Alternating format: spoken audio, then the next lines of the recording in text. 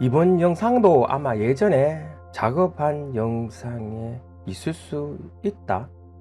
저번에 이어서 계속 이야기해 보겠다. 갑자기 저번 영상에는 신입사원에 대해 이야기했었고, 이번에는 회사에 대해 조금 이야기해 보려고 한다.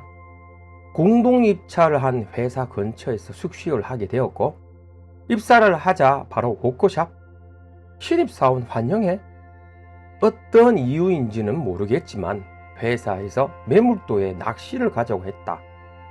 모든 직원이 다 가게 되었다. 배도 몇 척 빌려서 매물도 근처에서 모두 낚시도 했다.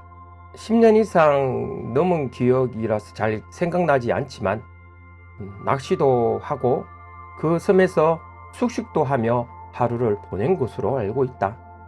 사실 나는 술을 마시지 못해서 술자리를 좋아하지 않아서 저녁에 어떤 것을 먹었는지 잘 모르겠다. 그렇게 신입사원 환영회인지 워크숍인지 모르는 행사는 끝이 나고 서울 생활이 시작되었다. 가끔 회사에 이사 한 분이 오셔서 어떻게 지내는지 확인도 하셨다. 그런데 그 회사에는 내가 할 만한 일이 없었다.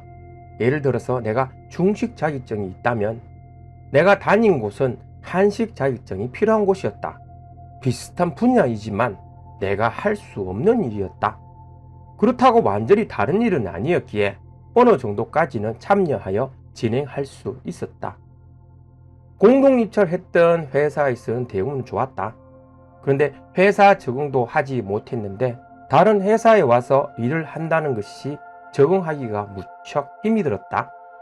그리고 가장 큰 어려움은 집에서 너무 멀리 떨어져서 생활해야 한다는 것이었다. 이렇게 몇 가지 어려움으로 인해 정말로 힘들었다. 금요일 날만 대기를 기다리는 날이 부지기수였다. 빨리 이곳의 일이 끝이 났으면 좋겠다라고 생각했다. 이러다 보니 신입사원에게 해줘야 할 것을 못 해주었다. 이 시간을 빌어서 미안하다고 말하고 싶다. 공동입찰을 본 회사는 주로 해양 구조물을 하는 곳이었다. 10년 전의 회사다 보니 지금은 그 자리에 있는지 모르겠다. 그리고 나의 회사 본사가 제주도에 있어서 제주도를 자주 갔다. 10개월 서울 생활 중 공동입찰 회사와는 8개월을 같이 했다. 그래 오래 있었지만 좋았던 기억은 없다. 근무를 마치고 나면 숙소에 와서 TV를 시청하는 것이 다였다. 10년 전이었지만 확실히 기억나는 것은 슈퍼스타 K 프로그램이었다. 지금 생각해보지만 숙소 생활이 가장 많이 기억이 난다. 올라가는 길에서 좌측으로 들어가면 안에 위치한 고시원. 우리가 말하는 딱 한 평에서 두 평 사이의 고시원이었다. 샤워실과 화장실이 같이 있는 고시원이었다. 월세가 그때 당시에 50만원 정도였고 50만원에 식사를 제공해 주는 곳이었다. 항상 1층 식당에서 밥을 바로 먹을 수 있었다.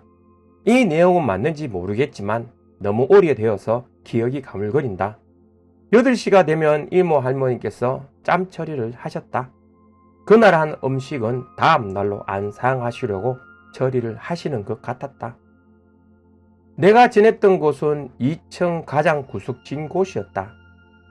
여름과 가을 사이에 입시를 했지만 에어컨이 고장이 나서 에어컨 없이 몇 개월을 지내야 했다. 에어컨은 더위가 다 지나가자 수리기사가 오셔서 고쳤다. 왜 고쳤는지 모르겠지만 좀 더 일찍 고치지.